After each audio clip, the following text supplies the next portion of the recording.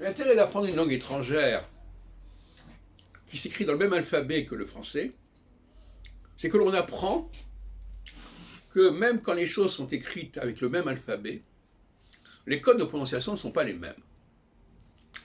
Et ça, c'est tout à fait illuminant.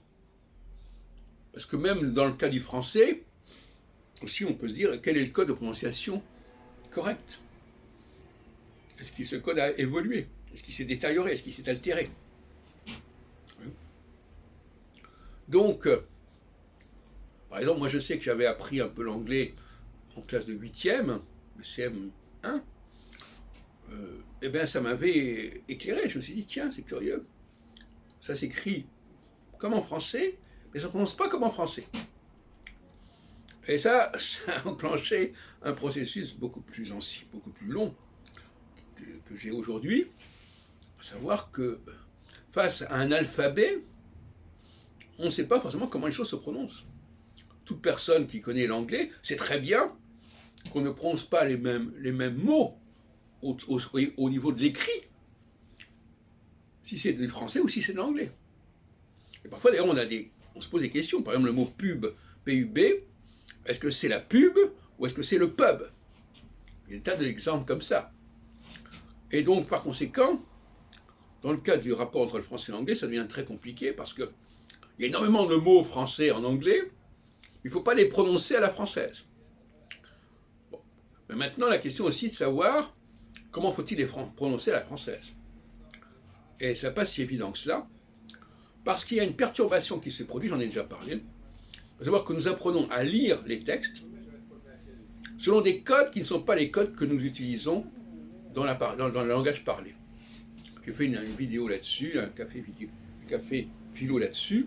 C'était assez étonnant comme situation. Je vous recommande d'aller le voir.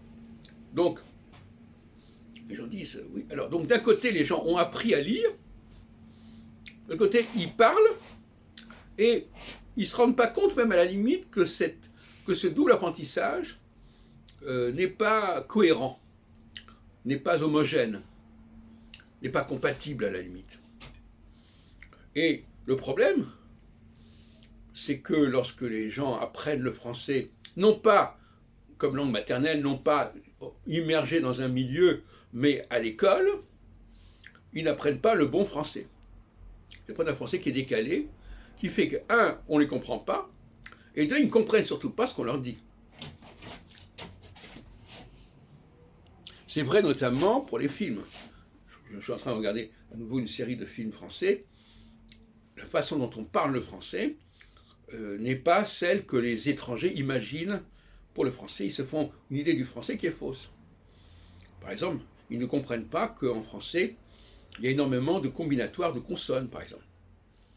Parce que quand c'est écrit, ils disent, ben non, il y a là, ils ne voient pas qu'il y a une différence entre l'écrit, avec des lettres qui ne se prononcent pas, et l'oral, où finalement, les gens comprennent très bien, alors qu'il y a des lettres, notamment le E, le fameux E, qui ne se prononcent pas.